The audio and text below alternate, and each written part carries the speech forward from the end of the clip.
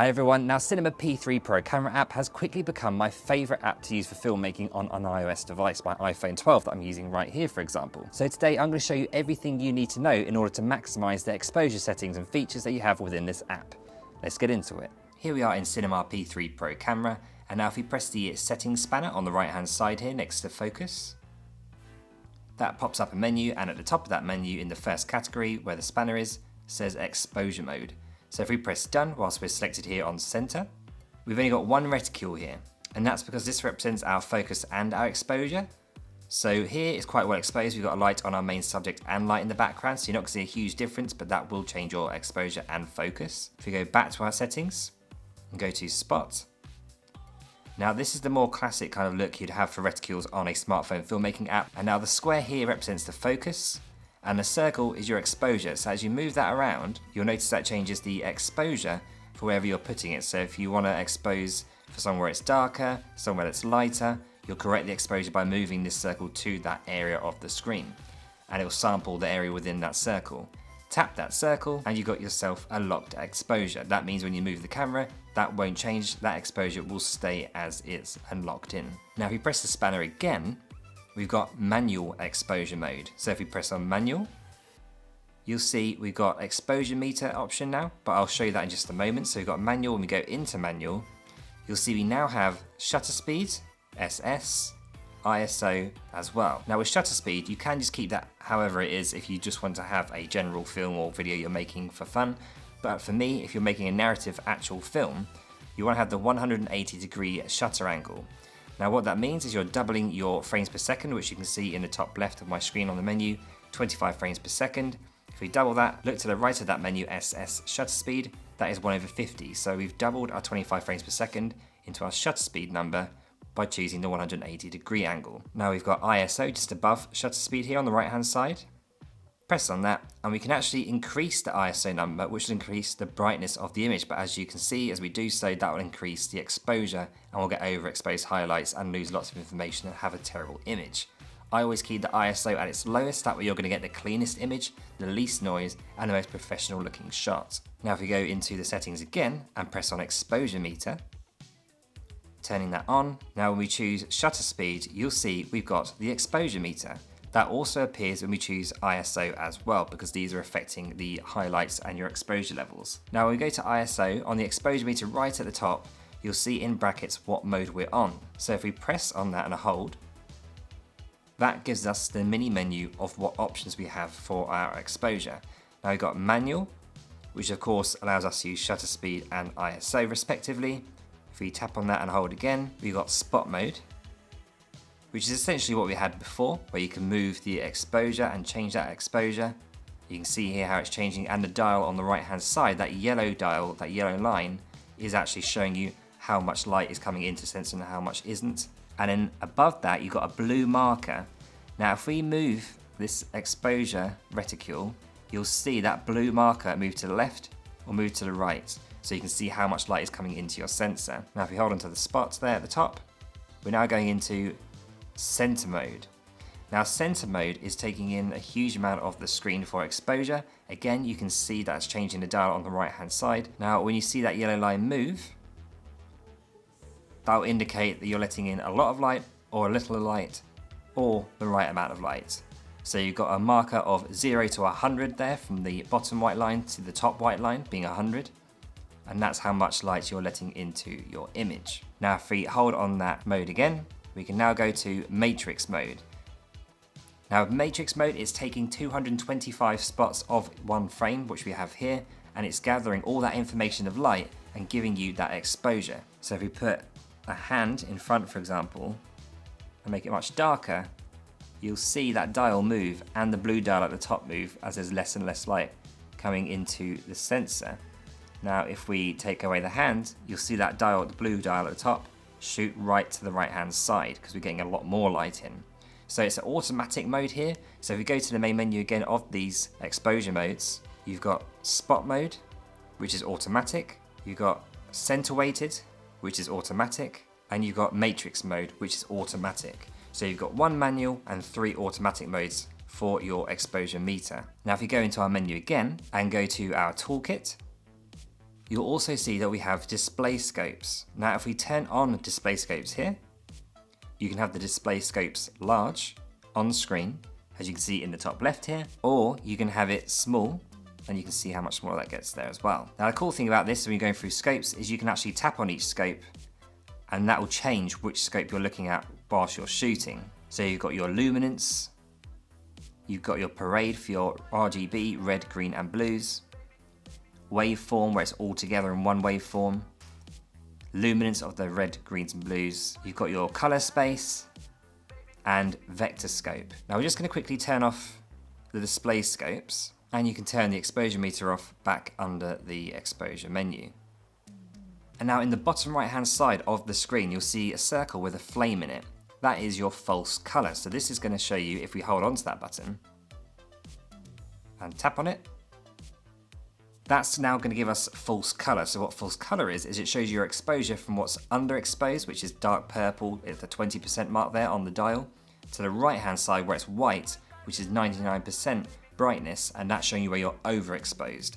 So you're either losing information in the purple area because it's underexposed, or in the white areas because they're overexposed. Green is the sweet spot, but of course this really depends on what you're filming and your style as well. So you may have areas where you want it to be underexposed or want it to be overexposed, depending on the style you're going for.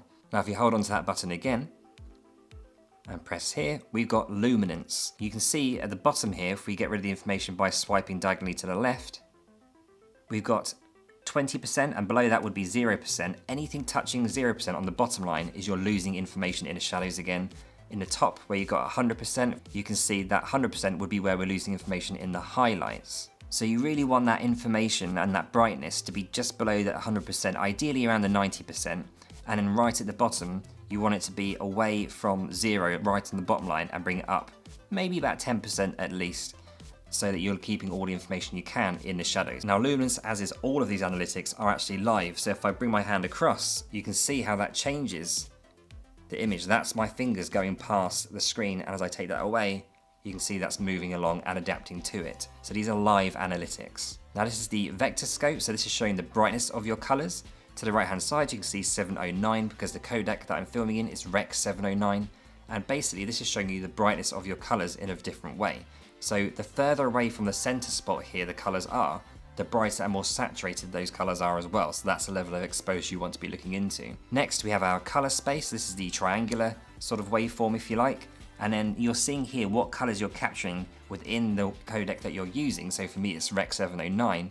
And if you use P3, which can capture some more colors in certain situations, you'll see the colors stretching out of that first triangle and into the second, hence you're using P3 to capture more depth of colors. This is for focus peaking, so we're going to ignore that for now. So this is parade, which is your RGB colors, so your reds, your greens, your blues. And again, like all of these, if it's at the 0 line right at the bottom, you're losing information as shadows. If it's touching the top line at 100%, you're losing information in your highlights. Next up, we've got the waveform. So this is basically RGB, but all together. So again, it's the same thing again, shadows at the bottom, highlights at the top, and you want to make sure that you're not touching either of those unless it's something you're going for in a look. And you'll also see, whilst you have any of these selected, there's a yellow dial that goes around the circle of the mode that you're using for your analytics. So it's giving you as much of analysis live as possible. And again, this is live as shown by my hand going across the screen. Now you have P3 mode 2, which is an analysis of your image, which can capture up to 25% more information in your colors. And you can turn on auto as well. And you can see what auto affects. You can see if you go to shutter speed, as we raise that, we get false color because that's affected by the shutter speed. And you can see the colors, particularly the windows in the background, becoming white or not so white. That's from the shutter speed going up or down. And you can see the flame next to the SS representing the false color. Same happens with ISO. You bring it way too high, you'll see the overexposure there. Bring it back down to its lowest base and you'll see the exposure corrected and in a much better way. When it comes to white balance, if you change the temperature or the tint, that's going to change your vector scope. And then you can go to P3, press and hold, and you can turn off auto if you don't want that to automatically come on when you're changing the shutter speed, ISO or white balance. Now if you're enjoying this video and getting a lot from it, then please do subscribe to this channel and like the video. It really does help this channel grow. Now if you go back into your toolkit in the menu, you can see as we scroll down, we've got analysis mode here as well. So you can select which one will be your main homepage analysis mode. So for example, we've just selected the flame here for false color. That's changed that bottom right to the flame for false color. And if you want to change it again, we could have it for luminance, for example, and that changes it to luminance. If you go to analysis mode settings, you can see we can turn auto analysis on from here, and you can select which scopes you want to turn on when you use white balance or when you use exposure bias, which I'll talk about in a second, or shutter speed as well. Or you can just have it turned off, so none of it auto turns on as you're adjusting those settings. The zebras are for focus peaking, so we can ignore those at the moment. And then for your luminance scope, you can change whether you want to see it in nits, which is the measurement of how bright an area is on a screen, whether it's a laptop, a phone, an iPad, something like that, or just show it in percentage, which is how I use it. So for example, if I chose nits, you can see in the top left, we've got CDM squared. So that's nits, that's the information of measurement of brightness. But I generally use the percentage because it's clearer and easier to understand for myself. Now, whilst in display settings, if we go down, one tip I would always give you is to keep your display brightness at 100%. If you have it at 50%, that's obviously going to dim it and it's going to make it much harder to understand where you're being overexposed and underexposed. So I'd always keep it at 100%. Now back in tools, when we go down to our live analytics mode, if we keep going down, you'll see we've got another bar where it says exposure meter under tools. So if we press on that, the one right towards the bottom, and turn that on, you'll now see we have adjustment speed. So we've got fast, medium and slow. This of course will affect the speed at which your exposure meter will adjust for you. Now you've got maximum shutter angle control. So if we turn that on and go back into our main menu, we go to the shutter speed. It's currently set at 180 and you see it's grayed out above. We can make it higher, so that just keeps your shutter angle locked in.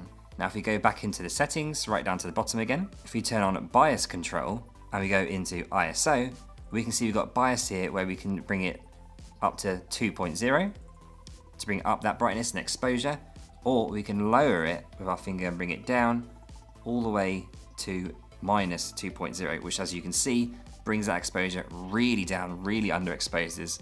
But this is really just there so you can manually adjust your exposure if you feel you need to. Not forgetting that this is under, of course, the umbrella of the exposure meter, which in itself is automatically changing your exposure for you. And we've also got show center weight. So if we turn that on, press done, we've now got the center weight of our exposure here as well. So if you go to ISO, for example, or shutter speed, that will stay on. And much like the spot for exposure, this will work in the same way, but that'll take a larger sample for exposing with as well. And of course, if you want to, under tools, you can turn all of those features off. Now under display settings, when it comes to your vector scopes, your other scopes that you're using for your exposure, you can actually tap this button so it hides the scopes while recording.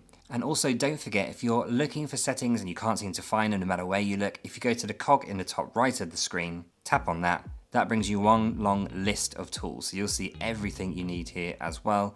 You've got the pop-up menu, which I prefer to use, but this is the main menu. Now, if you want to learn more about the focus settings and features within Cinema P3 Pro camera app, then do check out my just as detailed tutorial right here, right now. I'll see you on the next one. Take care.